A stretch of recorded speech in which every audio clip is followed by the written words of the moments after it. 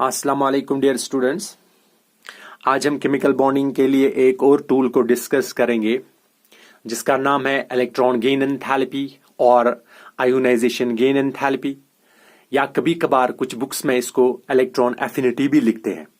लेकिन अगर हम थर्मोडायनेमिक्स में पढ़ेंगे, थर्मोडायनेमिक्स के हिसाब से इनको फिर पढ़ने की कोशिश करेंगे, तो आप वहां पे देखोगे कि इलेक्ट्रॉन गेन एंथैल्पी अलग टर्म है और इलेक्ट्रॉन एफिनिटी अलग टर्म है। फिलहाल आप इनको रैंडमली एक जैसा समझ लीजिए, लेकिन आगे जाके इनके लिए आपको अलग अलग टर्म्स, ठीक है, कंसिडर करना पड़ेगा। अब हम जो यहाँ पे पढ़ेंगे वो है इलेक्ट्रॉन गेन एंथैल्पी। तो बात हो रही है यहाँ पे इलेक्ट्रॉन की, बात हो रही है यहाँ पे गेन की, और बात हो रही है किन की, एंथैल्पी की। याद रखिए एंथैल्पी का मतलब है एनर्जी एब्जॉर्ब्ड और एनर्जी रिलीज्ड, ठीक है ना। Energy absorbed by the reaction और energy released by the reaction. Energy absorbed by the reaction means energy absorbed by the system, and energy released by the reaction means energy released by the system. याद रखिए, ठीक है ना। अगर energy release हो रही है, ठीक है ना, या क्या एब्जॉर्ब हो रही है, इसको आप बताते हो एंथैल्पी। क्या बताते हो? एंथैल्पी मींस हीट चेंज और energy change during chemical reaction, ठीक है ना। अब यहां पे मसला है क्या, गेन का और इलेक्ट्रॉन। मतलब यहां पे इलेक्ट्रॉन क्या हो रहा है, गेन हो रहा है, और उस टाइम आप बता रहे हो कि एक एटम जो है वो इलेक्ट्रॉन को गेन कर रहा है, और उस टाइम क्या एंथैल्पी चेंज हो रही है। मतलब क्या सिस्टम एनर्जी दे रहा है या क्या सिस्टम एनर्जी ले रहा है, क्या रिएक्शन एनर्जी दे रही है, क्या एनर्जी सिस्टम, क्या रिएक्शन एनर्जी ले रही है, ठीक है ना। तो उस टाइम हम उसको डिफाइन करते हैं as a electron gain enthalpy, ठीक है ना। यानी यहां पे इलेक्ट्रॉन का गेन होगा। प्रीवियस लेक्चर में जब हम आयोनाइजेशन एंथैल्पी पढ़ते थे तो मैंने वहां पे बताया था कि एनर्जी बाहर निकालना सिस्टम से, ठीक है ना। तो यहां पे आप क्या करो, यहां पे आप एनर्जी बाहर नहीं निकाल रहे हो, यहां पे आप एनर्जी इलेक्ट्रॉन बाहर निकाल रहे हो सिस्टम से, बट यहां पे आप इलेक्ट्रॉन बाहर नहीं निकाल रहे हो, यहां पे आप इलेक्ट्रॉन दे रहे हो, ठीक है ना। अब अगर आप इलेक्ट्रॉन दे रहे हो तो उस टाइम क्या एनर्जी चेंज होगी, क्या एनर्जी बाहर जाएगी, क्या एनर्जी एब्जॉर्ब होगी, उस हिसाब से हम इसको पढ़ते हैं as exothermic and endothermic type, ठीक है ना। तो फिलहाल क्या करना है हमें, मानो हमारे पास एक एलिमेंट है, ठीक है ना, और ये एलिमेंट क्या होना चाहिए, ये होना चाहिए गैसियस स्टेट में। क्या होना चाहिए, गैसियस स्टेट में। याद रखिए ये जो गैसियस स्टेट में होना चाहिए इसकी कंडीशन है कि ये न्यूट्रल होना चाहिए। क्या होना चाहिए, न्यूट्रल एटम। क्या होना चाहिए, न्यूट्रल एटम, लेकिन कौन सा, गैसियस वाला, ठीक है ना। अब क्या कर रहे हो आप, न्यूट्रल एटम का मतलब क्या है, number of electrons should be equal to number of protons, ठीक है। अब आप क्या कर रहे हो, आप इसको इलेक्ट्रॉन दे रहे हो। अभी यहां पे लिखा मैंने इलेक्ट्रॉन गेन एंथैल्पी, मतलब एक एटम इलेक्ट्रॉन को ऐड कर रहा है, ठीक है ना, और हम इसको इलेक्ट्रॉन दे रहे हैं। क्या दे रहे हैं, इलेक्ट्रॉन, ठीक है ना। अब जब आप इसको इलेक्ट्रॉन दोगे, ठीक है ना, तो ये क्या बनाएगा, ये बनाएगा एलिमेंट या एटम, ठीक है ना। और ऊपर जो है यहां पे नेगेटिव चार्ज, इसका इलेक्ट्रॉन क्योंकि इलेक्ट्रॉन ऐड करेगा, अब चार्ज चढ़ेगा व्हाट, नेगेटिव। क्या चढ़ेगा, नेगेटिव। और आपको पता है ये कंडीशन गैसियस के लिए था तो ये भी गैसियस के लिए होगा, और यहां पे न्यूट्रल एटम था, अब यहां पे न्यूट्रलिटी जो है वो डिस्टर्ब होगी। मतलब अब न्यूट्रलिटी का कंसेप्ट यहां पे नहीं आएगा क्योंकि ऊपर जो चार्ज चढ़ा है वो क्या है, नेगेटिव। अब यहां पे कंसेप्ट आएगा फिर एनाइन का। क्या आएगा, एनाइन, ठीक है। तो याद रखिए जब आप एक न्यूट्रल एटम को जो कि गैसियस फॉर्म में आप उसको एक इलेक्ट्रॉन दे रहे हो और वो कन्वर्ट हो रहा है एनाइन में, और वो भी किस फॉर्म में है, गैसियस फॉर्म में। इस वाले कंडीशन में आपको देखना है कि एनर्जी जो है वो बाहर जा रही है और एनर्जी जो है वो एब्जॉर्ब हो रही है। इज एनर्जी रिलीज्ड और is energy what, is energy absorbed, ये डिपेंड करेगी, ठीक है ना। तो इस वाले चेंज में, इस वाले रिएक्शन में जो हीट या जो एनर्जी का ट्रांसफर होगा that is called ionisation what, gain enthalpy और इलेक्ट्रॉन गेन एंथैल्पी, ठीक है ना। आयोनाइजेशन गेन एंथैल्पी को आप इस तरह लिखोगे दैट इज डेल्टा, ठीक है ना। एंथैल्पी का मतलब है H, ठीक है ना। और यहां पे क्या हो रहा है, यहां पे हो रहा है गेन एंथैल्पी, इलेक्ट्रॉन गेन, मतलब E and G, electron gain enthalpy. तो ये इसका सिंबल बनेगा, क्या बनेगा, सिंबल। तो हम क्या लिखेंगे डिफिनेशन में, द एनर्जी इज रिलीज्ड, ठीक है ना, the energy released when a neutral isolated gaseous atom accepts an electron, ठीक है ना, to form a gaseous anion, ठीक है ना, जो इसके दौरान, ठीक है ना, एंथैल्पी चेंज होगी, एनर्जी चेंज होगी, that is called what, electron gain enthalpy, that is called what, electron gain enthalpy, ठीक है ना। तो अगर आप देखोगे यहां पे क्या हो रहा है, यहां पे एक न्यूट्रल एटम इलेक्ट्रॉन को ऐड कर रहा है और क्या बना रहा है, एनाइन बना रहा है। तो मैंने आपको बताया कि इसमें जो हीट ट्रांसफर होगा या एनर्जी चेंज होगी, चाहे एनर्जी एब्जॉर्ब होगी या एनर्जी क्या रिलीज होगी, तो मैंने बताया that is what, that is electron gain enthalpy, delta EGH, ठीक है ना। तो याद रखिए मैं क्या बोल रहा हूं, यहां पे प्रीवियस लेक्चर में हमने बताया था कि आपके पास एक एलिमेंट है, आपके पास एक एलिमेंट है जो किस फॉर्म में है, गैसियस फॉर्म है।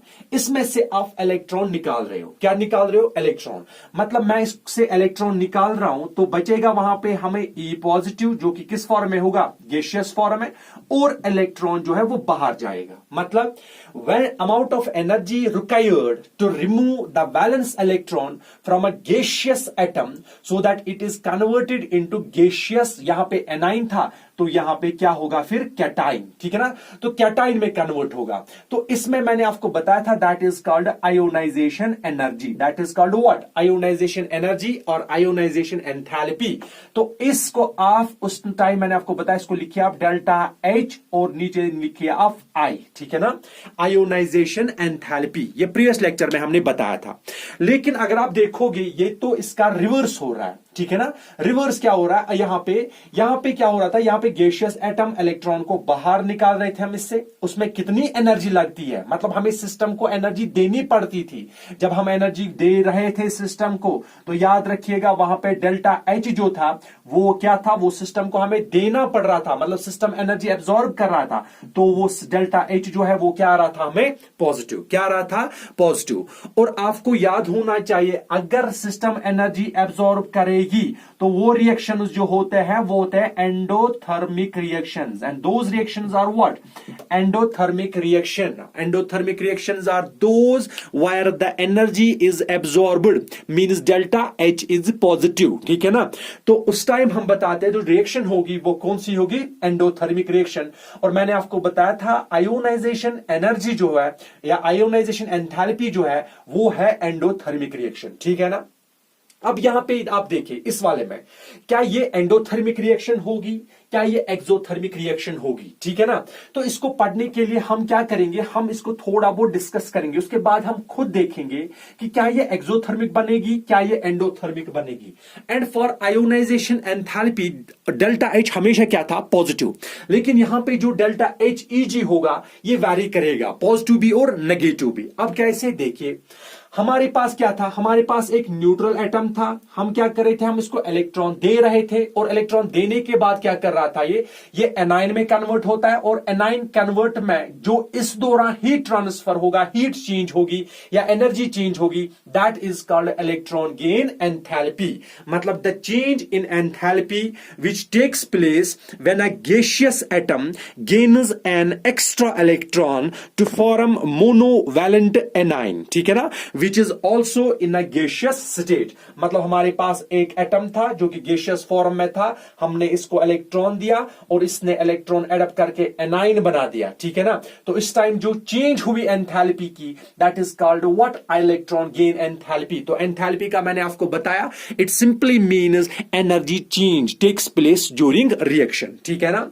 तो हम याद रखिए यहां पे अब आपको एक पॉइंट और डिस्कस करना, वो ये जितना एनर्जी सिस्टम से बाहर जाएगी, यानी जितनी केमिकल रिएक्शन एनर्जी क्या करेगी, बाहर, ठीक है ना, यानी greater the amount of energy released, याद रखिए higher is the electron gain enthalpy of element, यानी electron enthalpy gain enthalpy that is delta EGH is directly proportional to amount of energy released. It is directly proportional to amount of what, amount of energy released, ठीक है ना, जितना system energy release करेगा, जितना system energy बाहर निकालेगा, ठीक है ना, तो हम क्या बता रहे थे, हम बता रहे दैट टाइम डेल्टा ईजी जो है वो डायरेक्टली प्रोपोर्शनल है to what, amount of energy released, मतलब greater the amount of energy released higher is the gain enthalpy, यानी उतना उसका gain enthalpy, electron gain enthalpy ज्यादा होगी। जितना ज्यादा अब सिस्टम एनर्जी बाहर निकालेगा, और बाहर निकालने का मतलब क्या हुआ, डेल्टा एच जो है वो क्या होगा, नेगेटिव, डेल्टा एच जो है वो क्या होगा फिर उस टाइम, नेगेटिव, और अगर नेगेटिव होगा उस टाइम तो ये वाली कंडीशन तो फेवर हो रही है फिर for what, for exothermic reactions के लिए, कि किन रिएक्शंस के लिए, एक्सोथर्मिक रिएक्शंस के लिए, यानी यहां पे जो डेल्टा एच होगा वो क्या होगा फिर नेगेटिव, वो क्या होगा फिर नेगेटिव, ठीक है ना, यानी डेल्टा एच यहां पे क्या होगा फिर नेगेटिव। और अगर डेल्टा एच मतलब सिस्टम एनर्जी बाहर निकाल रहा है, अब यहां से एनर्जी बाहर निकल रही है, अमाउंट ऑफ एनर्जी रिक्वायर्ड मतलब सिस्टम एनर्जी बाहर निकाल रहा है, और अगर सिस्टम एनर्जी बाहर निकाल रहा है तो रिएक्शन कौन सी होगी फिर, एंडोथर्मिक, और जितना ज्यादा एंडोथर्मिक यानी जितना ज्यादा नेगेटिव वैल्यू आएगा उतना मतलब उसकी गेन एंथैल्पी ज्यादा है, ठीक है ना। तो यही मैंने लिखा, greater the amount of energy released higher is the electron gain enthalpy of element, ठीक है ना। तो यहां पे हमने अब डेफिनेशन पढ़ी कि आपको एक न्यूट्रल एटम लाना है, न्यूट्रल एटम जो पहले से ही न्यूट्रल है, number of electrons is equal to number of protons.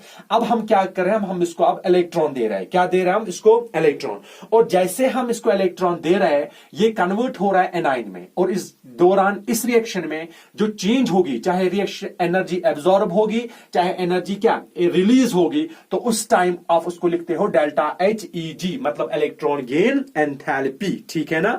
तो याद रखिए electron gain enthalpy, greater the electron gain enthalpy greater is the amount of energy released, मतलब जितना अमाउंट ऑफ एनर्जी रिलीज होगा उतना ज्यादा इलेक्ट्रॉन गेन एंथैल्पी होगी, और अगर एंथैल्पी गेन एंथैल्पी ज्यादा होगी मतलब सिस्टम एनर्जी बाहर निकाल रहा है, और सिस्टम एनर्जी बाहर निकाल रहा है तो मतलब रिएक्शन फिर उस टाइम कौन सी होगी, एक्सोथर्मिक रिएक्शन, जहां पे एक्सोथर्मिक का मतलब डेल्टा एच इज नेगेटिव, ठीक है ना। तो इस तरह अगर आप इसको थोड़ा बहुत फिर से यहां पे डिस्कस करोगे, थोड़ा बहुत फिर से इलॉबरेट करोगे, तो हमें एक और टर्म, एक फिर से एक और पॉइंट सीखने को मिलेगा। वो ये देखिए, हम क्या लिख रहे हैं, अभी मैंने आपको बताया, ठीक है ना, कि अगर हम इलेक्ट्रॉन जितना ज्यादा अमाउंट ऑफ एनर्जी रिलीज होगा उतनी उसमें इलेक्ट्रॉन गेन एंथैल्पी होती है, ठीक है ना। तो डिपेंड कर रहा है एलिमेंट पे, डिपेंड कर रहा है व्हाट, नेचर ऑफ एलिमेंट, इस एलिमेंट पे डिपेंड करेगा, यानी इस एलिमेंट के जो एटम्स है उन पे डिपेंड करेगा, क्या ये इलेक्ट्रॉन ऐड कर रहा है, ठीक है, या अगर ये इलेक्ट्रॉन ऐड कर रहा है इस दौरान एनर्जी क्या लग रही है, या क्या ये इलेक्ट्रॉन एड अप करने के बाद इसमें एनर्जी रिलीज हो रही है, ये डिपेंड करेगा। It depends on the nature of atom, it depends upon the nature of element, ठीक है ना। The process of an electron to the atom can be, यानी adding electron to an atom can be, ये क्या हो सकता है, ये दो टाइप के हो सकता है, या क्या एनर्जी जो है इस रिएक्शन को करने के लिए क्या एनर्जी रिलीज हो रही है, ठीक है ना, और दूसरी कंडीशन क्या एनर्जी जो है मींस एंथैल्पी वो एब्जॉर्ब हो रही है। ये दोनों कंडीशंस वैलिड है। ये रिएक्शन करने के लिए क्या एनर्जी सिस्टम से बाहर जा रही है और क्या एनर्जी सिस्टम को लग रही है, ये डिपेंड करेगा on the basis of what, nature of the element, ठीक है ना। अगर एनर्जी रिलीज कर रही है तो मैंने आपको बताया था डेल्टा एच जो है उस टाइम क्या आएगा फिर नेगेटिव, ठीक है ना। और अगर नेगेटिव आया तो मैंने आपको बताया it can be what, exothermic, ये क्या हो सकता है फिर उस टाइम एक्सोथर्मिक, ठीक है ना। अगर एब्जॉर्ब कर रहा है तो उस टाइम डेल्टा एच जो आएगा वो क्या आएगा फिर पॉजिटिव, एंथैल्पी चेंज, ठीक है ना, वो क्या आएगा फिर पॉजिटिव। अगर पॉजिटिव आ रहा है तो उस टाइम रिएक्शन होगी फिर व्हाट, एंडोथर्मिक, क्या होगी एंडोथर्मिक, ठीक है ना।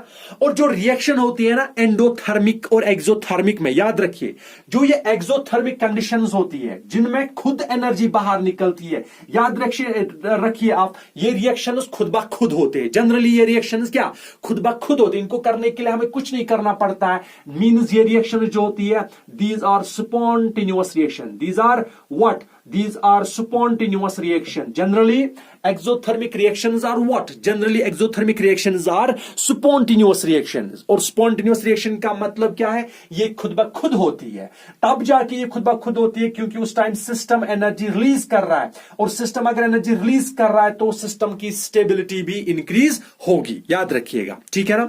और दूसरा कंडीशन यहां पे मैंने आपको बताया कि अगर एनर्जी एब्जॉर्ब हो गई, क्या हो गई? एब्जॉर्ब, तो होता क्या उस टाइम डेल्टा एच जो है वो पॉजिटिव होगा, मतलब रिएक्शन जो उस टाइम होगी वो कौन सी होगी?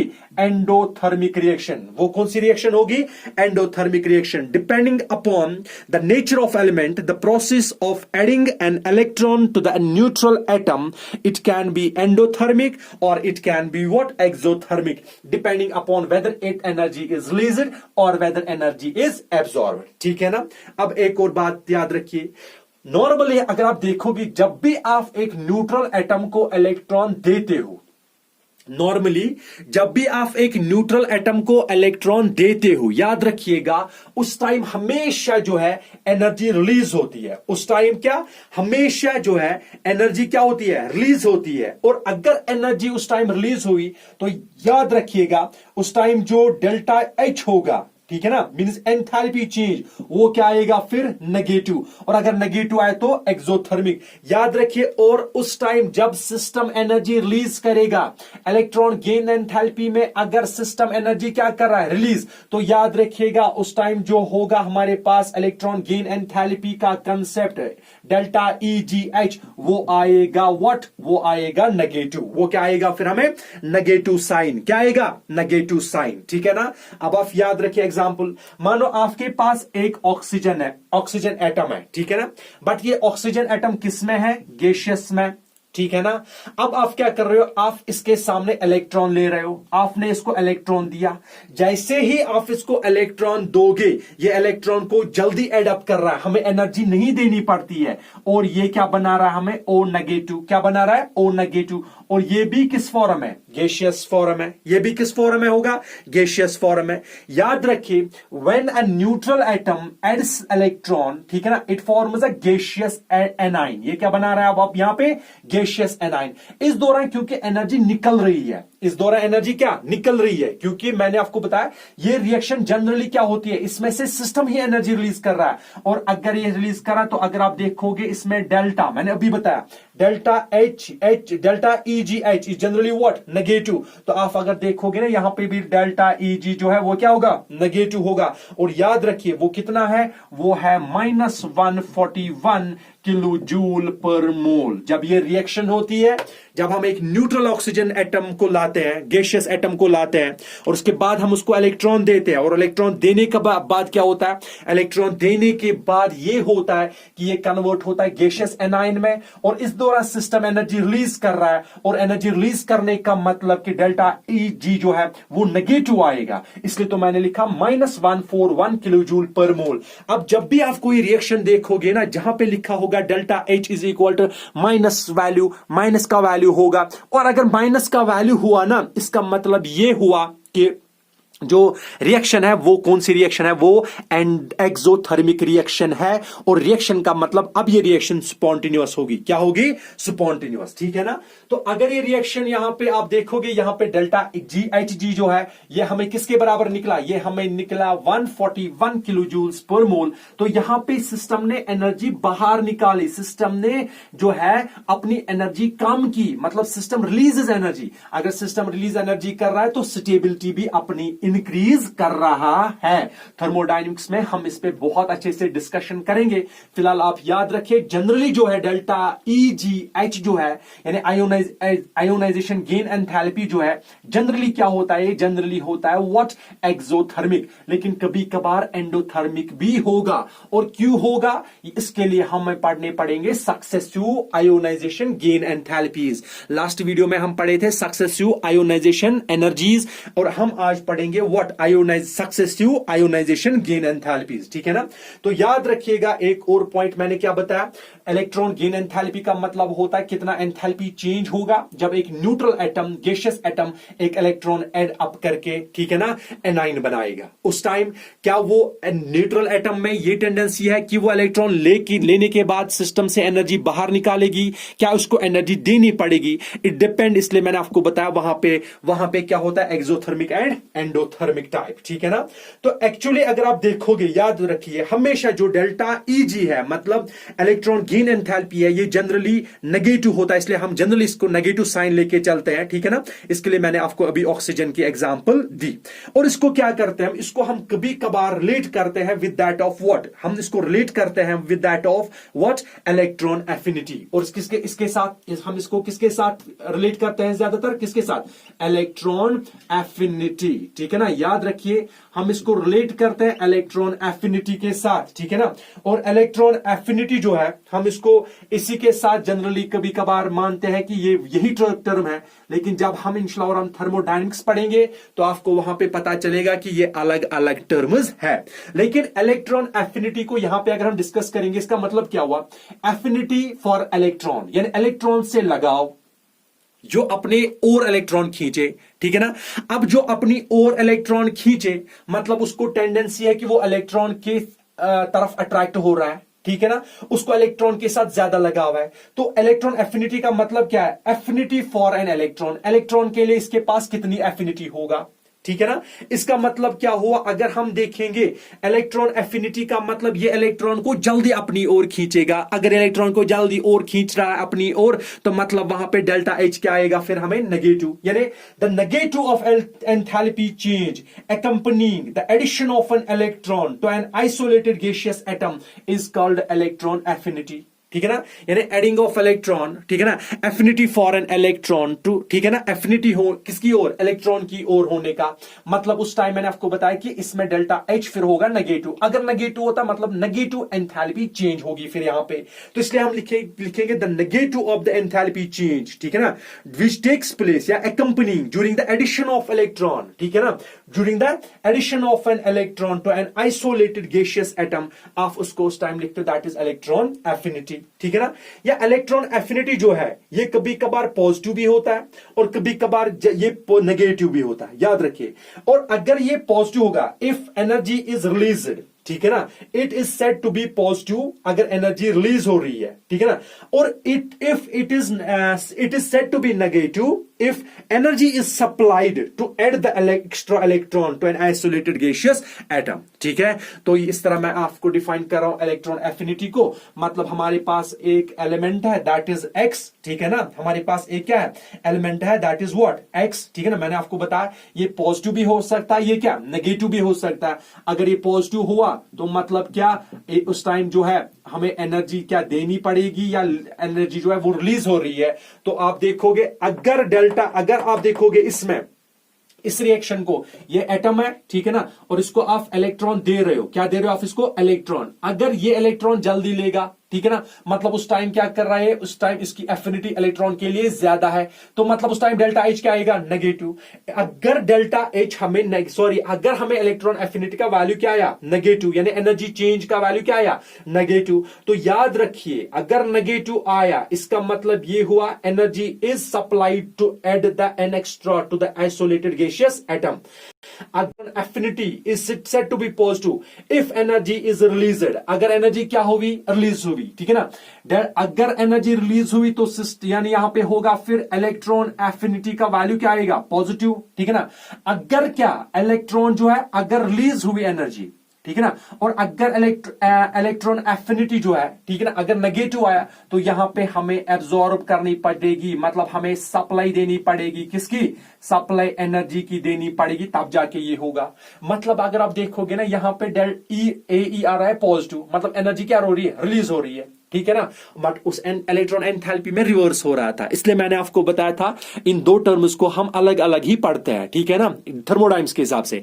यहां पे एक्स का मतलब पॉजिटिव अगर आया, अगर इसने इलेक्ट्रॉन के दौरान एनर्जी जो है वो रिलीज कर रही है, इलेक्ट्रॉन एडअप करने के दौरान एनर्जी रिलीज कर दी, तो हम बता रहे हैं कि इलेक्ट्रॉन एफिनिटी जो है वो क्या आएगा फिर positive. It can B negative if electron, अगर इसने क्या इलेक्ट्रॉन लेने के टाइम एनर्जी जो है वो एब्जॉर्ब की या हमें सप्लाई करनी पड़ी ताकि ये इलेक्ट्रॉन क्या ऐड करे, तो इस टाइम हम बता रहे थे कि इलेक्ट्रॉन एफिनिटी जो है वो क्या आ रहा है फिर नेगेटिव।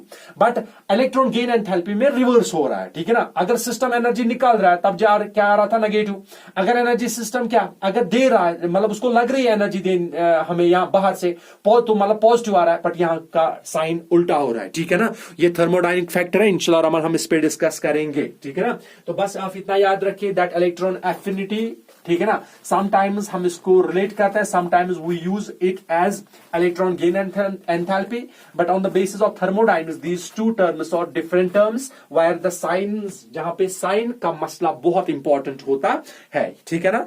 अब आप याद रखिए यहां पे हमारे पास क्या है, मैंने आपको भी बताया, ठीक है ना, हम अब एक गैसेस लेंगे, ठीक है ना। अब क्या हमारे पास है फ्लोरीन, देखिए फ्लोरीन, नोबल हेलोजेंस, क्लोरीन, और क्या है फिर ब्रोमीन, फिर क्या है आयोडीन, फिर क्या है एस्टेटीन। और फ्लोरीन का मैंने आपको बताया पीरियोडिक टेबल में सबसे याद रखिएगा सबसे ज्यादा इलेक्ट्रोनेगेटिविटी वो किसकी है, फ्लोरीन की, वो कितनी है 4.0, ठीक है ना 4.0। अगर इसकी 4.0 है तो मतलब ये साइज में सबसे स्मॉल है, ठीक है ना, साइज इसका सबसे स्मॉल पीरियोडिक टेबल में है। अगर ये सबसे स्मॉल है, ठीक है ना, अब इलेक्ट्रॉन इसके नजदीक लाओ, ये इलेक्ट्रॉन को जल्दी अपनी ओर खींचेगा, ठीक है ना, ये इलेक्ट्रॉन को व्हाट जल्दी और अपने ओर खींचेगा। मतलब इनका इलेक्ट्रोनेगेटिविटी अगर आप देखोगे ना हेलोजेंस की, ठीक है ना, किंतु अगर आप फ्लोरीन का देखोगे, फ्लोरीन का एटॉमिक नंबर जो है वो है क्या 9, पहले में 2 और दूसरे शेल में कितने जाएंगे 7।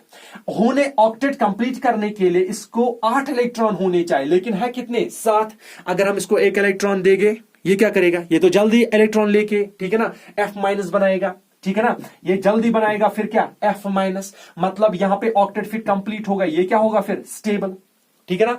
अब हम बताएंगे, मुझे बताइए कि यहां पे ये तो जल्दी इलेक्ट्रॉन ले रहा है, ठीक है ना, अगर ये जल्दी इलेक्ट्रॉन ले रहा है अपनी ओर ले रहा है, ठीक है ना, ऐड कर रहा है इलेक्ट्रॉन, तो मतलब यहां पे हम ये बताएंगे ना कि इसकी आयोनाइजेशन इलेक्ट्रॉन गेन एंथैल्पी बहुत ज्यादा है। तो याद रखिए जो हेलोजेंस है, ठीक है ना, जो हेलोजेंस है they have highly negative, means halogen जो होता है delta H of halogen, delta ये delta ionization gain enthalpy delta EgH of halogen is highly negative because they acquire the stable noble gas configuration by accepting an extra electron, means delta Hg जो है वो noble gases इस halogens के लिए क्या होता है हाईली नेगेटिव होता है। क्या होता है हाईली नेगेटिव। क्यों हाईली नेगेटिव होता है, क्योंकि इनको इलेक्ट्रॉन दो, ये जल्दी ऑक्टेट कंप्लीट स्टेबल करने के लिए इनको सिर्फ एक ही इलेक्ट्रॉन होना चाहिए, ठीक है ना। तो ये क्या करेंगे, ये जल्दी F changes into F minus, मतलब एनाइन, फ्लोराइड एनाइन, ठीक है ना, या फ्लोराइड आयन आप बता सकते हो, क्लोरीन से क्लोराइड आयन, ब्रोमीन से ब्रोमाइड आयन, आयोडीन से आयोडाइड आयन, ठीक है ना। तो इस तरह से आप देखोगे सबसे आयोनाइजेशन गेन एंथैल्पी जो हाईली नेगेटिव आएगी वो आएगी किन में, वो आएगी हमें हेलोजेंस में। किन में आएगी, हेलोजेंस में। तो याद रखिएगा पीरियोडिक टेबल में हाईली आयोनाइजेशन एंथैल्पी जो हाईली नेगेटिव है वो है किनकी, वो है इनकी जो है हेलोजेंस की, क्योंकि हेलोजेंस का सिर्फ लास्ट शेल में सिर्फ एक इलेक्ट्रॉन पेंडिंग है, इसलिए वो जल्दी इलेक्ट्रॉन क्या ऐड कर सकते हैं, ठीक है ना। लेकिन याद रखिए कुछ एलिमेंट्स ऐसे भी होते हैं, ठीक है ना, कुछ केसेस ऐसे भी होते हैं, कुछ केसेस जहां पे एटम्स जो है उनके दो तरीके कॉन्फ़िगरेशंस आते हैं, जिनको आपको मैंने प्रीवियस लेक्चर्स में बताया था, दैट इज कॉल्ड सिंपल या सिमेट्रिकल इलेक्ट्रॉनिक कॉन्फ़िगरेशन, ठीक है ना। इन सम केसेस एक कंसेप्ट आता है that is called what, symmetrical what electronic configuration, electronic configuration, symmetrical electronic configuration. और इस सिमेट्रिकल इलेक्ट्रॉनिक कॉन्फ़िगरेशन के लिए मैंने आपको बताया था कि दो टाइप्स की सिमेट्रिकल कॉन्फ़िगरेशंस होती है, ठीक है ना। एक क्या होता है, एक होता है हाफ फिल्ड, याद रखिए, ठीक है ना, और दूसरा क्या होता है, दूसरा होता है फुल फिल्ड यानी कंप्लीटली फिल्ड। कंप्लीटली फिल्ड, एक क्या होता है हाफ फिल्ड और दूसरा क्या होता है कंप्लीटली फिल्ड। और कंप्लीटली फिल्ड तो मैंने आपको बताया था ये किन में होता है, नोबल गैसेस में, ठीक है ना। कंप्लीटली फिल्ड किन में होता है, नोबल गैसेस में, ठीक है ना। और जो ये हाफ फिल्ड का कंसेप्ट आता है, ठीक है ना, ये जनरली आता है हमें अल्कलीन अर्थ मेटल्स के लिए। किन के लिए, अल्कलीन अर्थ मेटल्स। अभी मैं एग्जांपल भी दूंगा, ठीक है ना। यानी अगर आप देखोगे इन मनी केसेस, ठीक है ना, the atoms have already a symmetrical electronic configuration.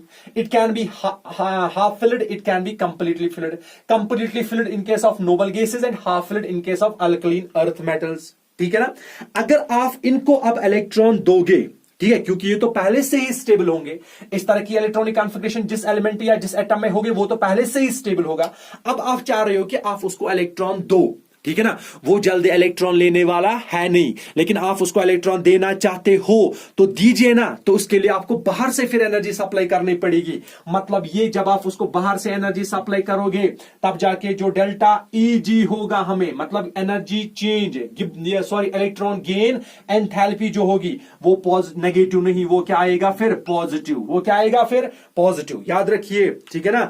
यानी ये इनको कोई जरूरत ही नहीं है इलेक्ट्रॉन एड अप करने की। क्यों, क्योंकि ये पहले से ही स्टेबल है। ये नहीं चाहेंगे कि ये अनस्टेबल फैक्टर या अनसिमेट्रिकल कंडीशन के तरफ आए, ठीक है ना। तो इसके लिए, लेकिन आप चाहते हो कि आप इसको एनर्जी देना इलेक्ट्रॉन देना चाहते हो, इसके लिए आपको क्या करना पड़ता है, इसके लिए आपको बाहर से ही इलेक्ट्रॉन देना पड़ता है। और अगर आप बाहर से इसको बाहर से एनर्जी देना पड़ता है। जब आप इसको बाहर से एनर्जी दोगे, बाहर से एनर्जी सप्लाई करने का मतलब आप सिस्टम को एनर्जी दे रहे हो, और जब आप सिस्टम को एनर्जी दे रहे हो तो मतलब वहां पे डेल्टा H जो आएगा वो क्या आएगा पॉजिटिव, ठीक है ना। और डेल्टा H पॉजिटिव का मतलब है यहां पे ये रिएक्शन जो है वो अब एक्सोथर्मिक नहीं बनेगी, वो बनेगी अब एंडोथर्मिक। यानी जो भी सिमेट्रिकल रिएक्शन इलेक्ट्रॉनिक कॉन्फ़िगरेशन जिन एलिमेंट्स में, जिन एटम्स में होगा, वहां पे डेल्टा EgH जो होगा वो पॉजिटिव होगा। बट हेलोजेन्स के लिए मैंने आपको बताया वहां पे हाईली नेगेटिव आयोनाइजेशन या इलेक्ट्रॉन गेन एंथैल्पी होता है, ठीक है ना। तो मैं आपको अब एग्जांपल देता हूं यहां पे, यहां इसके रिलेटेड मैं आपको एग्जांपल देता हूं। देखिए, मानो आपके पास एक मैग्नीशियम है, ठीक है ना, और ये किस फॉर्म में होना चाहिए, गैसियस फॉर्म में। मैग्नीशियम किस फॉर्म में होना चाहिए, गैसियस फॉर्म में। अब आप इसको इलेक्ट्रॉन दे रहे हो, ठीक है ना, इसको इलेक्ट्रॉन एड अप करना पड़ेगा, ठीक है ना। और जब ये इलेक्ट्रॉन आप दे रहे हो ना तो यहां पे बनेगा हमें Mg नेगेटिव। क्या बनेगा, Mg नेगेटिव। और ये किस फॉर्म में आएगा, गैसियस फॉर्म में, ठीक है ना।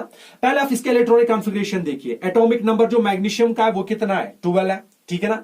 और अगर आप देखोगे 12 तो ये बनेगा 1s2, फिर क्या बनेगा 2s2, फिर क्या बनेगा 2p6, फिर क्या बनेगा 3s2, ठीक है ना। यानी 2 4 6 और 10 और 2 कितने हुए 12। और s ऑर्बिटल में आपको पता है कि s orbital can take up to only 2 electrons, ठीक है ना। और यहां पे अगर आप देखोगे ना, यहां पे 2 इलेक्ट्रॉन्स है, मतलब कंप्लीटली फिल्ड। और अगर कंप्लीटली फिल्ड है मतलब एक्स्ट्रा स्टेबिलिटी, और एक्स्ट्रा स्टेबल है तो इनको आप अब इलेक्ट्रॉन दोगे। ये तो पहले से ही स्टेबल है, ठीक है ना। अगर आप पहले से स्टेबल है, पहले से ही मोर सिमेट्रिकल है तो एनर्जी इसको अब ये तो इलेक्ट्रॉन जल्दी लेने वाला नहीं है। अब क्या करेगा ये, अब हम करना क्या चाहते हैं, हम इसको इलेक्ट्रॉन दे रहे हैं तो इसके लिए इसको क्या करना पड़ेगा, हमें बाहर से एनर्जी सप्लाई करनी पड़ेगी। और बाहर से एनर्जी सप्लाई करने का मतलब हुआ कि आप जो है आप इसको बाहर से सप्लाई एनर्जी कर रहे हो, तब जाके ये इलेक्ट्रॉन लेगा। और जब ये इलेक्ट्रॉन लेगा ना तो यहां पे जो डेल्टा Heg जो हमें यहां पे निकलेगा वो फिर होगा पॉजिटिव, क्योंकि हमें सिस्टम जो है, सिस्टम को एनर्जी देनी पड़ती है, ठीक है ना। और इसमें अगर आप देखोगे इस वाले कंडीशन में, ठीक है ना, यहां पे अगर आप देखोगे यहां पे जो डेल्टा Heg जो है, मतलब इलेक्ट्रॉन गेन एंथैल्पी चेंज, ये नेगेटिव नहीं होगा, ये क्या होगा फिर पॉजिटिव। ये क्या होगा पॉजिटिव मतलब 67 किलो जूल्स पर मोल, ठीक है ना। इस रिएक्शन को करने के लिए आपको कितनी एनर्जी लगती है बाहर से, it takes about 67 kilo joules per mole. तो ये होता है किनकी, अल्कलीन अर्थ मेटल्स की एक एग्जांपल जिसमें मैग्नीशियम आता है, ठीक है ना। या कैल्शियम की अगर आप एग्जांपल भी इसमें लोगे तो वहां पे भी डेल्टा Hg जो आएगा वो क्या आएगा पॉजिटिव, बट हाईली नेगेटिव वो आएगा किनमें, हाईली नेगेटिव आएगा वो हैलोजेन्स में। क्यों? क्योंकि वहां पे साइज स्मॉल है और वहां पे लास्ट इलेक्ट्रॉन जो है, उनको लास्ट शेल में 7 इलेक्ट्रॉन्स है, उनको एक इलेक्ट्रॉन पेंडिंग है ऑक्टेट कंप्लीट करने के लिए, इसलिए वो जल्दी इलेक्ट्रॉन लेके वहां से सिस्टम से एनर्जी रिलीज करेंगे। तो रिलीज करने का मतलब वहां पे डेल्टा एच जो है वो आएगा नेगेटिव, ठीक है ना। अब मैं एक और एग्जांपल लेता हूं। मानो हमारे पास एक नोबल गैस है, दैट इज नियॉन। और नियॉन जो है ये गैस है, ये तो ऑक्टेट कंप्लीट कर रहा है पहले से, क्योंकि इसका एटॉमिक नंबर जो है वो 10 है। अब पहले में क्या होगा, 1s2, फिर क्या होगा 2s2, फिर क्या होगा 2p6, 6, 2 8 और 2 10। ये पहले से ही स्टेबल है, याद रखिएगा। ये पहले से ही क्या है, बहुत ज्यादा स्टेबल, क्योंकि नोबल गैस है। अब इसको जरूरत नहीं है, ये तो स्टेबिलिटी अपनी चेंज करने वाला है नहीं, लेकिन आप इसकी स्टेबिलिटी को डिस्टर्ब करना चाहते हो। आप चाहते हो कि मैं इसको एक और इलेक्ट्रॉन दूं, ठीक है ना। तो अगर आप इसको इलेक्ट्रॉन देना चाहते हो ना, उसके लिए आप बहुत ज्यादा एनर्जी लगेगी, और बहुत ज्यादा एनर्जी का आप इसको इलेक्ट्रॉन दीजिए। और इलेक्ट्रॉन देने का मतलब क्या, ये जो चेंज होगा, क्या होगा फिर चेंज, और चेंज जैसे ही होगा उसके बाद क्या होगा, ये चेंज होगा इलेक्ट्रॉन एड अप करने के बाद, ये बनेगा Ne और ऊपर चार्ज क्या चढ़ेगा, नेगेटिव, ठीक है ना। और ये भी किस फॉर्म में होगा, फिर गैसियस फॉर्म में। मैंने अभी बताया कि ये स्टेबल है, लेकिन आप चाहते हो कि स्टेबल ना रहे, आप इसको डिस्टेबलाइज करना चाहते हो, आप इसको इलेक्ट्रॉन देना चाहते हो। ये तो पहले से ही स्टेबल है, और स्टेबल इसका तो पहले से ही ऑक्टेट कंप्लीट है, ठीक है ना, इसका ऑक्टेट कंप्लीट है। अब इसका फुल शेल मतलब फुल कंप्लीट शेल है, यानी कंप्लीट इलेक्ट्रॉन है, पार्शियल फिल्ड नहीं, कंप्लीटली फिल्ड है। ये तो इलेक्ट्रॉन जल्दी लेने वाला नहीं, लेकिन आप चाहते हो कि ये इलेक्ट्रॉन ले, तो बाहर से एनर्जी सप्लाई करनी पड़ेगी। तो रिएक्शन जो होगी ये भी एंडोथर्मिक ही होगी, और अगर एंडोथर्मिक होगी ना, तो इसके लिए भी एनर्जी जो है, एनर्जी चेंज जो है, that is ionisation enthalpy, ionisation gain enthalpy या इलेक्ट्रॉन गेन एंथैल्पी, ये भी हाईली पॉजिटिव आएगा, ठीक है ना। और ये कितना आता है, it is 116 kilo joules per मोल, ठीक है ना, पर मोल। और साइन क्या आएगा, पॉजिटिव। मतलब यहां पे रिएक्शन अब होगी पॉजिटिव। पॉजिटिव का मतलब यहां पे अब रिएक्शन होगी एंडोथर्मिक, ठीक है ना, एक्सोथर्मिक नहीं होगी, ठीक है ना। ये था क्या, ये था अगर हमें कोई एलिमेंट ऐसा होगा या एटम होगा जिसमें पहले से ही पार्शियल फिल्ड होगा या कंप्लीटली फिल्ड होगा, तो उसको इलेक्ट्रॉन देना, उसके लिए बाहर से हमें एनर्जी सप्लाई करनी पड़ेगी, ठीक है ना। अब आप देखिए, एक इलेक्ट्रॉन देना, that is called first ionisation gain enthalpy, और अब उसी को फिर सेकंड इलेक्ट्रॉन देना, that is called second ionisation gain enthalpy. जैसे हमने आयोनाइजेशन एंथैल्पी में पढ़ा था, एक इलेक्ट्रॉन बाहर निकालना, that is first ionization enthalpy, फिर दूसरा इलेक्ट्रॉन बाहर निकालना, that is second ionisation enthalpy. लेकिन हम यहां पे क्या कर रहे हैं, हम पहले एक इलेक्ट्रॉन दे रहे हैं, फिर उसके बाद फिर से इलेक्ट्रॉन दे रहे हैं, means continuously adding of electron और called successive electron gain enthalpies, ठीक है ना। अब जो हम यहां पे पढ़ रहे हैं वो ये है successive what, electron gain enthalpies, ठीक है ना। And successive electron gain enthalpy जो है, ठीक है ना, तो वो क्या होता है, इस तरह भी आप लिख सकते हो, successive S electron gain enthalpies, that is delta EGH, ठीक है ना, इस तरह भी आप लिख सकते हो, ठीक है ना। Successive ionisation gain enthalpies means continuously adding of an electron, ठीक है ना। अब मैं आपको एक एग्जांपल देता हूं। मानो आपके पास एक ऑक्सीजन एटम है, मैंने अभी बताया ये किस फॉर्म में होना चाहिए, गैसियस फॉर्म में, ठीक है ना। और इसको आप इलेक्ट्रॉन दे रहे हो, ठीक है ना, उसको क्या दे रहे हो आप, इलेक्ट्रॉन, ठीक है ना। अब क्या है, अब अगर आप इसका इलेक्ट्रॉन दे रहे हो, ठीक है ना, क्योंकि ऑक्सीजन जो है ये एटम के फॉर्म है, ये मॉलिक्यूल के फॉर्म में यहां पे नहीं है। अगर ये O2 के फॉर्म में होता ये तो स्टेबल होता, बट ये सिंपल, ये आइसोलेटेड एटम है। क्या है ये, आइसोलेटेड एटम, अभी स्टेबल नहीं है। अब आप इसको इलेक्ट्रॉन दोगे, ये तो ऑक्टेट कंप्लीट करने के लिए अब इलेक्ट्रॉन जल्दी लेगा, और जैसे ही ये इलेक्ट्रॉन लेगा, ठीक है ना, तो याद रखिए ये कन्वर्ट होगा फिर किस में, ये कन्वर्ट होगा O-, और वो भी किस फॉर्म है, गैसियस फॉर्म है, ठीक है ना। और यहां पे पहले कंडीशन थी, वो क्या था, ये आइसोलेटेड एटम है, बट कौन सा atom, neutral atom, isolated neutral atom. अब आप इसको इलेक्ट्रॉन दे रहे हो, अब इलेक्ट्रॉन देने के बाद ये कन्वर्ट हो रहा है किसमें, एनाइन में, किसमें कन्वर्ट हो रहा है, एनाइन में। और ये जब एनाइन में कन्वर्ट होगा, तो मैंने आपको क्या बताया कि इस दौरान जो एंथैल्पी चेंज होगी, मतलब एनर्जी सिस्टम से बाहर जाएगी, उसको आप बताते हो डेल्टा EGH, मतलब electron what, electron gain enthalpy, ये है एक इलेक्ट्रॉन जब हम देते हैं, तो आप यहां पे H के नीचे 1 लिखिए, that is first electron gain enthalpy, ठीक है ना।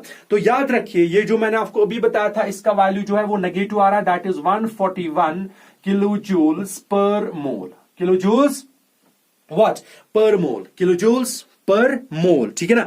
अब चूंकि एनर्जी इससे बाहर निकल रही है, इसको हमें एनर्जी नहीं देनी पड़ती, सिस्टम खुद ब खुद एनर्जी बाहर निकाल रहा है, ये रिएक्शन खुद ब खुद हो रही है, तो मतलब यहां पे जो डेल्टा EGHI होगा ये क्या होगा फिर नेगेटिव, ऊपर से ही दिख रहा है नेगेटिव। अगर नेगेटिव है तो रिएक्शन क्या होगी फिर एंडोथर्मिक और एक्सोथर्मिक, इट इज एक्सोथर्मिक। और अगर एक्सोथर्मिक है मतलब यहां पे एनर्जी इज रिलीज्ड, मतलब यहां पे क्या हो रहा है फिर एनर्जी इज रिलीज्ड, मतलब फर्स्ट इलेक्ट्रॉन गेन एंथैल्पी जो है, ठीक है ना, यहां पे डेल्टा EGH फर्स्ट जो है वो नेगेटिव आ रहा है, क्या आ रहा है फिर negative, that is called first electron gain enthalpy. अब हम इसको करेंगे, हम इसको अब सेकंड इलेक्ट्रॉन देना चाहेंगे, क्या देना चाहेंगे सेकंड इलेक्ट्रॉन। हमारे पास अब O- है, दैट इज गैसियस फॉर्म, इसलिए तो मैंने बताया ना continuous adding of electron, continuously of electron को ऐड करते जाइए, देखिए क्या होगा। अब आपने ये बनाया, अब आप इसको आप फिर से एक इलेक्ट्रॉन दो, वो क्या बनेगा O-, अब आप इसको दे रहे हो इलेक्ट्रॉन, ठीक है ना, और जब आप इसको इलेक्ट्रॉन दोगे ना, अभी तो इसमें नेगेटिव चार्ज था, अब आप इसको फिर से इलेक्ट्रॉन दे रहे हो, ठीक है ना, और नेगेटिव इलेक्ट्रॉन का भी चार्ज क्या होगा नेगेटिव, तो नेगेटिव नेगेटिव रिपल, और इनके बीच में फिर रिपल्शन क्रिएट होगा, मतलब ये इलेक्ट्रॉन अब लेने वाला है नहीं, लेकिन आप कोशिश कर रहे हो कि मैं इसको इलेक्ट्रॉन देना चाहता हूं, तो मतलब ये रिपल्शन को आपको कम करना पड़ेगा ना, उसके लिए आपको क्या करनी पड़ेगी, उसके लिए आपको बाहर से एनर्जी देनी पड़ेगी, और अगर आपको बाहर से एनर्जी देनी पड़ेगी उस टाइम ये बनेगा O2-, ये तो बनेगा O2-, और वो किस फॉर्म में होगा गैसियस फॉर्म है, ठीक है ना। उस टाइम जो चेंज एंथैल्पी की होगी वो होगी डेल्टा EGH1 नहीं H2, that is the what second electron gain enthalpy. याद रखिए ये सेटअप खुद हो रहा था, रिएक्शन स्पॉन्टेनियस थी, लेकिन जब आप सेकंड इलेक्ट्रॉन उसको दे रहे हो वहां पे रिपल्शन क्रिएट हो रहा है, बिकॉज इसका भी नेगेटिव चार्ज, इसका भी नेगेटिव चार्ज, और नेगेटिव नेगेटिव क्या होगा फिर रिपल, और रिपल के बाद जो होगा ये बनेगा O2, ये था मोनोवैलेंट, ये था क्या डाइवैलेंट और बाइवैलेंट एनाइन, ठीक है ना। तो इसमें अगर आप देखोगे ना, अब डेल्टा G नेगेटिव नहीं आएगा, डेल्टा GEGH जो है वो क्या आएगा पॉजिटिव, याद रखिएगा, क्योंकि रिपल्शन की वजह से हमें इसको बहुत ज्यादा एनर्जी देनी पड़ती है, और कितनी एनर्जी देनी पड़ती है इतनी, that is 780 kilo joules per मोल, इतनी एनर्जी हमें देनी पड़ती है, और वो भी हमें सिस्टम को देनी पड़ती है, मतलब बाहर से हमें सिस्टम को देनी पड़ती है, मतलब डेल्टा H हमें यहां पे आएगा फिर पॉजिटिव, क्या आएगा फिर पॉजिटिव। और अगर डेल्टा H पॉजिटिव आया तो रिएक्शन एंडोथर्मिक होगी, तो रिएक्शन क्या होगी फिर एंडोथर्मिक, और एंडोथर्मिक का मतलब जो है एनर्जी रिलीज्ड और एनर्जी एब्जॉर्ब्ड, ठीक है ना। तो उसमें क्या एनर्जी होगी फिर एनर्जी क्या हो रही है फिर एब्जॉर्ब हो रही है, ठीक है। याद रखिए डिपेंडिंग ऑन की first ionization enthalpy, electron gain enthalpy, second electron gain enthalpy, इसमें हमें दोनों टाइप भी मिलते हैं, एक डेल्टा HI नेगेटिव में आता है और दूसरा डेल्टा EGH2 किस में आ रहा है पॉजिटिव में आ रहा है। सक्सेसिव आयोनाइजेशन एनर्जी की हम बात नहीं कर रहे, हम सक्सेसिव आयोनाइजेशन गेन एंथैल्पी की बात करें, यहां पे दोनों मिलते हैं हमें, एक्सोथर्मिक भी और एंडोथर्मिक भी, ठीक है ना।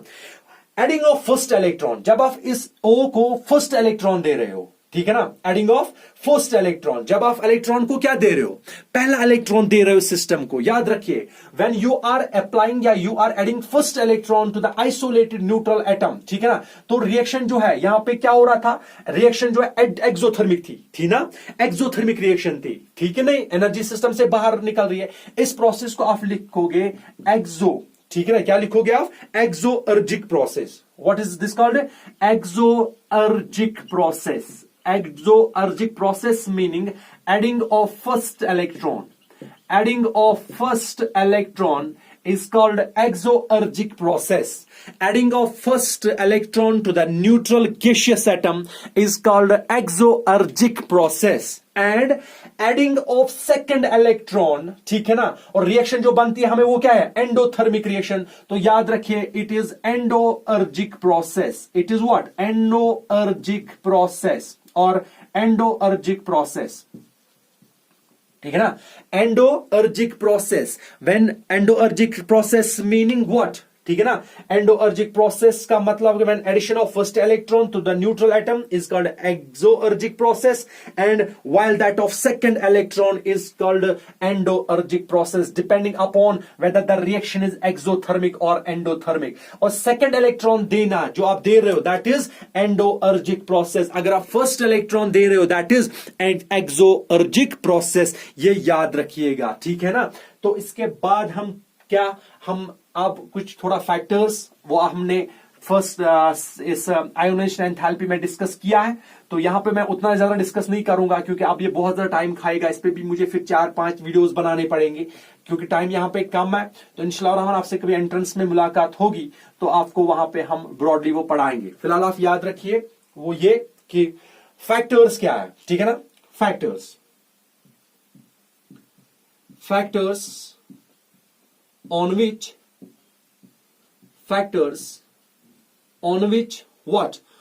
which electron gain enthalpy depends, ठीक है ना। बहुत सारे फैक्टर्स हैं जो हमने आयोनाइजेशन एंथैल्पी में डिस्कस किए थे, लेकिन यहां पे हम बस 2-3 को डिस्कस करेंगे थोड़ा बहुत, ठीक है ना। एक first that is atomic size और एटॉमिक रेडियस, ठीक है ना। मैंने आपको बताया जितना स्मॉल साइज उतना इलेक्ट्रॉन ऐड करने की चांसेस ज्यादा, उस टाइम इलेक्ट्रॉन 10 ऐड करने की चांस अगर ज्यादा मतलब सिस्टम एनर्जी रिलीज करेगा तो रिएक्शन उस टाइम होगी कौन सी, एक्सोथर्मिक। तो मैंने आपको बताया था वो किन में है, नोबल गैसेस में, सॉरी हेलोजेंस में। अगर आप देखोगे इसमें हेलोजेंस जो है कि नहीं, उनका साइज सबसे स्मॉल पीरियोडिक टेबल में, ठीक है ना। अगर उनका सबसे स्मॉल साइज पीरियोडिक टेबल में तो उनकी electron affinity for what, electron, वो क्या है फिर ज्यादा, मतलब वहां पे एनर्जी जो निकलेगी वो जल्दी निकलेगी, इसलिए मैंने आपको लिखा था वहां पे डेल्टा EGH जो है वो नेगेटिव है। और क्या नेगेटिव है वो, highly negative for what, halogens, ठीक है ना। अब जितना साइज बढ़ेगा ये नेगेटिव से पॉजिटिव की ओर जाएगा, हाईली नेगेटिव, कम नेगेटिव, लास्ट में पॉजिटिव की ओर जाएगा, ठीक है ना। ये था एटॉमिक साइज का। और सेकंड, ठीक है ना, second is the nuclear charge. Second is what, nuclear charge. जितना न्यूक्लियर चार्ज ज्यादा होगा, ठीक है ना, आप उसको इलेक्ट्रॉन दीजिए तो वो जल्दी एक्सेप्ट करेगा, ठीक है ना। मानो आपके पास एक ये है, आप इसके अंदर मानो 5 प्रोटॉन्स है या 6 प्रोटॉन्स है, ठीक है ना। एक और एटम है, मानो इसके पास 10 प्रोटॉन्स है, ठीक है ना। और यहां पे मानो यहां पे K शेल है और यहां पे मानो यहां पे भी K शेल है, ठीक है ना। अब मैं आपको बता रहा हूं, बताओ कौन इनमें से ज्यादा इलेक्ट्रॉन लेगा। तो मसला ये है सिंपल, जिसका न्यूक्लियर चार्ज ज्यादा, और इसका न्यूक्लियर चार्ज ज्यादा तो इसके इलेक्ट्रॉन गेन एंथैल्पी भी ज्यादा होगी, तो इसकी भी हाईली नेगेटिव आएगी, फिर डेल्टा H जो है वो क्या आएगी फिर नेगेटिव। ये सिंपल है, किया है, ठीक है ना। The third one that is what, that is third one and that is electronic configuration. हम यहां पे लिखेंगे, ये वर्ड लिखेंगे, that is symmetry of electronic configuration. Symmetry of what, electronic configuration, यानी जितना ज्यादा सिमेट्रिकल, ठीक है ना, उतनी एनर्जी ज्यादा, उतनी उसको एनर्जी लगेगी इलेक्ट्रॉन लेने के लिए। अगर इलेक्ट्रॉन लेने के लिए उसकी एनर्जी लगेगी तो वहां पे डेल्टा H जो है वो नेगेटिव नहीं होगा, वो क्या होगा, पॉजिटिव होगा, ठीक है ना। More the symmetrical element is, तो सिमेट्रिकल क्या मैंने आपको भी बताया, एक होता है पार्टली फिल्ड, यानी इसको हाफ फिल्ड भी बताते हो आप, ठीक है ना। और दूसरा क्या होता है, that is what, completely filled, ठीक है ना, कंप्लीटली फिल्ड, ठीक है ना। अब ये दोनों स्टेबल है, दोनों के दोनों स्टेबल कॉन्फ़िगरेशन है। अगर स्टेबल कॉन्फ़िगरेशन है, अब आप चाहते हो कि हम इसको इलेक्ट्रॉन दें, ये तो इलेक्ट्रॉन जल्दी लेने वाला है नहीं। अगर इलेक्ट्रॉन जल्दी लेने वाला है नहीं तो क्या हम इसको ऐसे इलेक्ट्रॉन देंगे और ये लेगा, नहीं। इसको इलेक्ट्रॉन देने के लिए हमें एनर्जी देनी पड़ेगी, मतलब हमें बाहर से एनर्जी देनी पड़ेगी सिस्टम को। तो उस टाइम अगर आप देखोगे तो वहां पे डेल्टा H जो है वो नेगेटिव नहीं आएगा, वो क्या आएगा, पॉजिटिव। और पॉजिटिव का मतलब क्या हुआ, ये कि रिएक्शन उस टाइम एंडोथर्मिक नहीं, उस टाइम रिएक्शन होगी एंडोथर्मिक, ठीक है ना। तो बाकी फैक्टर्स हमने प्रीवियस लेक्चर में डिस्कस किए थे। कल इंशाअल्लाह रहमान हम अब पढ़ेंगे केमिकल बॉन्डिंग का main topic, that is ionic bond. कल से हम केमिकल बॉन्डिंग को, इन सारे फैक्टर्स को वहीं पे अप्लाई करेंगे, ठीक है ना, जो हमारे वहां पे काम आएंगे, ठीक है ना। फी अमानिल्लाह।